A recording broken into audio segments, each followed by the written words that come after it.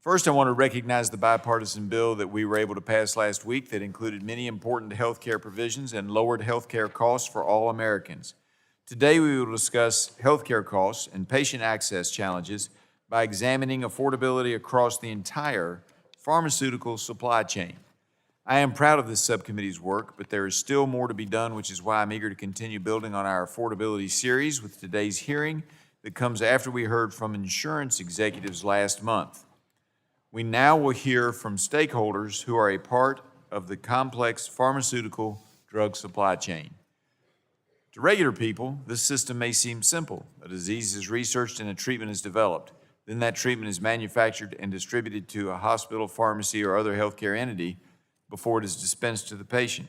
However, there are many more layers that are involved in this process that affect how a drug gets to a patient and how the drug is priced. One of the most frustrating aspects of the supply chain is that it operates as if in a black box. Luckily, we have witnesses here to provide their perspectives and shine a light on the process. Do each of these entities in front of us today play a role in getting the drug to a patient? Yes. Are there too many cooks in the kitchen at times? Probably so. Today is a great opportunity for Congress to get a glimpse and see what is happening and look for ways to help make prescription drugs more affordable. 2017, the same subcommittee held a similar hearing to the one we're doing today, but a lot has changed since then. I'm glad we are re-examining what we learned from that hearing to continue working towards what we all want, lowering costs for patients while ensuring that America remains a leader in pharmaceutical innovation. We have pharma and bio in front of us who can speak to the intricacies that go into researching, developing, and pricing a drug on the market. We will also get the perspective of generic drugs from the Association for Accessible Medicines who can speak on the issues in that arena.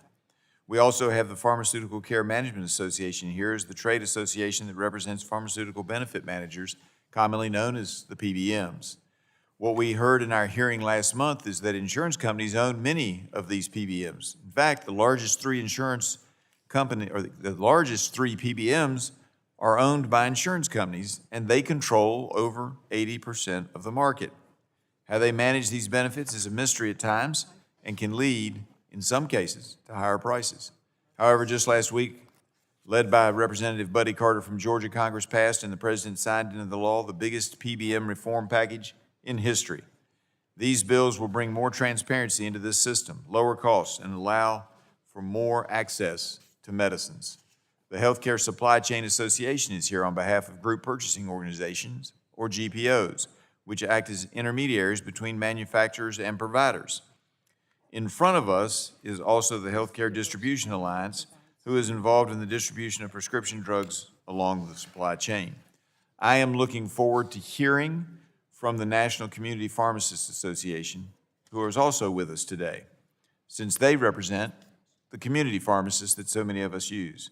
These community pharmacies serve a critical role in bringing care to patients, especially in rural areas, yet many have had to sadly close their doors in recent years due to some of the factors that we will discuss today.